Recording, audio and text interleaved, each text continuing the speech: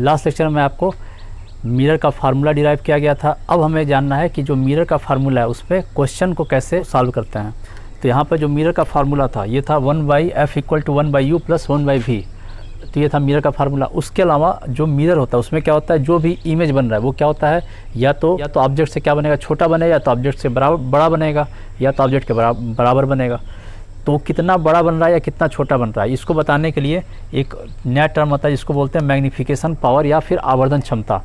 तो ये बताता है कि जो इमेज बना वो ऑब्जेक्ट से कितना बड़ा बनेगा या फिर कितना छोटा बनेगा, एक रेशियो बताता है।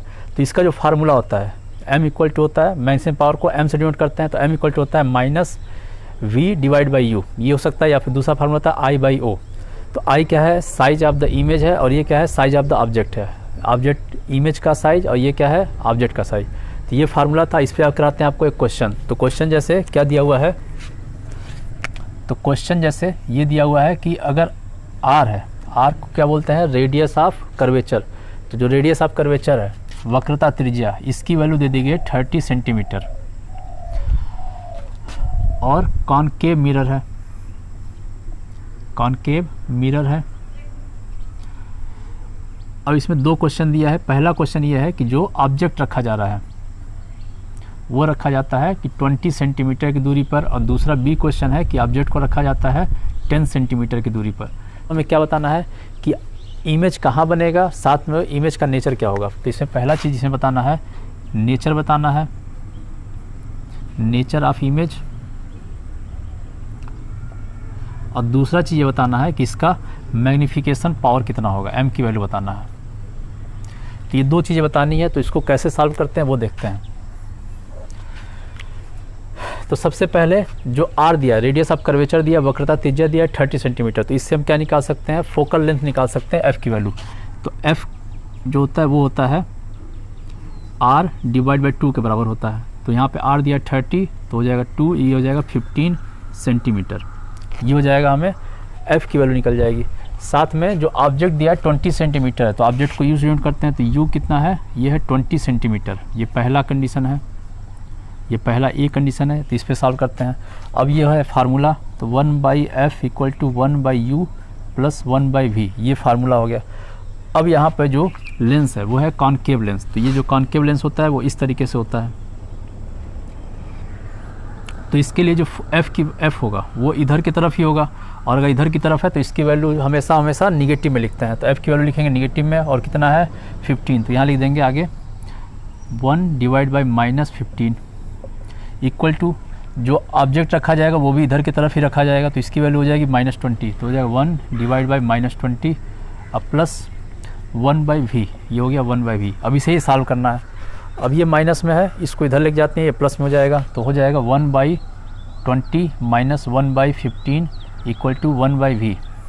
तो अब v की वैल्यू निकालेंगे। तो 1/v इक्वल टू हो जाएगा, यहाँ पे ले लेते हैं 20 × 15, और ऊपर हो जाएगा 15 - 20, ये हो जाएगा -5 / 20 × 15। इससे कट गया 3, ये हो जाएगा 1/60, और माइनस में तो v की वैल्यू हो जाएगी -60 सेंटीमीटर। इससे दो चीज़ पता चला। पहली चीज़ ये पता चला कि जो इमेज बनेगा वो कहाँ बनेगा, वो 60 सेंटीमीटर की दूरी बनेगा। जो इमेज बनेगा वो पोल से कितना बनेगा, 60 सेंटीमीटर की दूरी बनेगा। और किधर बनेगा, लेफ्ट साइड की राइट साइड बनेगा। तो यहाँ माइनस दिया है, तो इसके क्या बनेगा, लेफ्ट साइड में बनेगा। तो सबसे पहला इसमें नेचर ये पता चला कि लेफ्ट साइड ऑफ मिरर। तो पहला ये पता है कि लेफ्ट साइड ऑफ मिरर बना। दूसरा क्या पता चला कि 60 सेंटीमीटर के डिस्टेंस बनेगा पोल से। ये दो चीज़ पता चल गया। अब इसके अलावा मैग्नीफिकेशन पावर निकालना है। तो मैग्नीफिकेशन पावर का ये फार्मूला है। तो लिखते हैं ये भी m = -v/u। तो माइनस हो गया, v की वैल्यू हमें पता है कितनी है, यहाँ कैलकुलेट किया गया है। तो ये है -60, और डिवाइड बाई u की वैल्यू हमें यहाँ पता है कि है कितना है, -20। ये हो जाएगा -20। तो ये माइनस कट गया, और कितना आ जाएगा, 3 आ जाएगा, और -3, ये हो गया -3। अब जो m की वैल्यू है, m की वैल्यू आया -3। इस 3 से क्या पता चला कि जो इमेज बनेगा वो कितना बनेगा, 3 गुना ज़्यादा बनेगा। तो क्या बनेगा, 3 टाइम लार्जर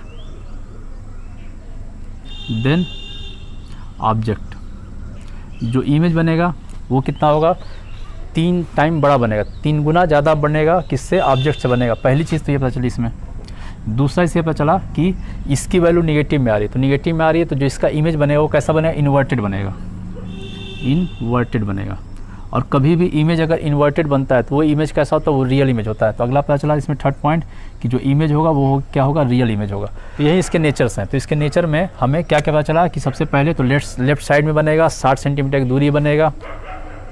साथ में क्या होगा? ऑब्जेक्ट से क्या होगा? इमेज 3 गुना ज़्यादा होगा, इन्वर्टेड बनेगा और रियल बनेगा। ठीक है, तो ये सारा हमें इसका नेचर पता चला और m की वैल्यू पता चल गई। तो इस तरीके से क्वेश्चन आएंगे। तो ये था पहला क्वेश्चन। अब इसमें अगर निकालना है बी जो दिया है 20 सेंटीमीटर की डिस्टेंस पे अगर है ऑब्जेक्ट, तो उसका इमेज कहाँ बनेगा, फिर साथ में उसके नेचर्स क्या क्या होंगे, तो ये हमें निकालना है। में जो u की वैल्यू दी गई है कितना दिया है? 10 सेंटीमीटर दिया गया है और हमें f की वैल्यू पता है कितना है? 15 सेंटीमीटर है। तो वापस इस फार्मूले पे 1/f की वैल्यू 15 रखना है, लेकिन क्या होगा? ये -15 होगा। साथ में u की वैल्यू हो जाएगा -10 प्लस 1/v। अब इसे ही सॉल्व करना है। तो ये -10 दिया, इसको इधर ले जाते हैं, +10 हो जाएगा। तो 1/10 माइनस 1/15 इक्वल टू 1/v। अब इसको अगर सॉल्व करते हैं तो ये हो जाएगा 150, इन दोनों मल्टीप्लाई कर देंगे, इसका इधर इसको इधर लिख देंगे, तो 15 माइनस 10 इक्वल टू 1/v। ये कट गया, हो जाएगा 5 divide by 150 equal to v। अब इसको सॉल्व करेंगे तो जो v की वैल्यू आएगी, v इक्वल टू आ जाएगा 30 सेंटीमीटर। तो इस समय क्या पता चला कि जो इमेज बनेगा वो कितना बना? 30 सेंटीमीटर की दूरी पर बनेगा, पहली चीज़। दूसरी चीज़ ये पॉजिटिव वैल्यू है तो किधर बनेगा? ये राइट साइड बनेगा। तो क्या पता चला? पहला चीज़ ये पता चला कि राइट साइड में बना,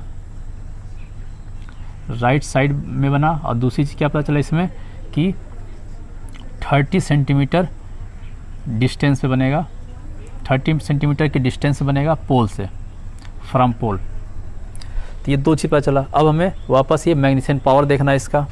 तो ये देखते हैं रेड कलर से, m इक्वल टू माइनस, ये फार्मूला होता है तो लिख देंगे माइनस v की वैल्यू यहाँ कैलकुलेट हुआ तो ये है प्लस में, तो हो जाएगा 30 और डिवाइड बाई u का वैल्यू में पता है ये किस में था? माइनस में था, तो हो जाएगा -10। ये माइनस से माइनस कट गया तो यह आ जाएगा 3। m की वैल्यू यहाँ पे आ गया 3। अब इससे क्या पता चला? वापस यही चीज़ कि 3 टाइम लार्जर बना, 3 टाइम लार्जर बन गया। लेकिन यहाँ पे क्या है? इस पे पॉजिटिव में दिया है, तो अगर पॉजिटिव है तो इसका मतलब क्या हुआ? अपराइट बनेगा, ऊपर की तरफ बनेगा। तो इसका क्या पता चला? ये हो गया अपराइट। अपराइट बोल सकते हैं या फिर बोल सकते हैं इरेक्ट बोल सकते हैं। तो ये क्या बन गया? इरेक्ट बन गया। और अगर कभी भी इमेज इरेक्ट बनता है तो वो इमेज क्या होता है? वो इमेज होता है वर्चुअल इमेज। तो ये हो जाएगा वर्चुअल इमेज, आभासी। तो जब ऑब्जेक्ट 20 सेंटीमीटर था उस समय जो इमेज था उसकी ये नेचर था उसका, और जब ऑब्जेक्ट को 10 सेंटीमीटर पर रखते हैं तो उसका ये नेचर था। तो इस तरीके से क्वेश्चन को सॉल्व करेंगे और साथ में इस पर पॉजिटिव है या निगेटिव वैल्यू आ रही है इस पर विशेष ध्यान देना है। इसके लिए मैंने लास्ट लेक्चर में मैंने साइन कन्वेंशन के बारे में पढ़ा दिया है कि किसमें कैसे देखते हैं। तो ये था आपका क्वेश्चन। अब नेक्स्ट लेक्चर में आपको रिफ्रैक्शन के बारे में पढ़ाया जाएगा, अपवर्तन क्या होता है।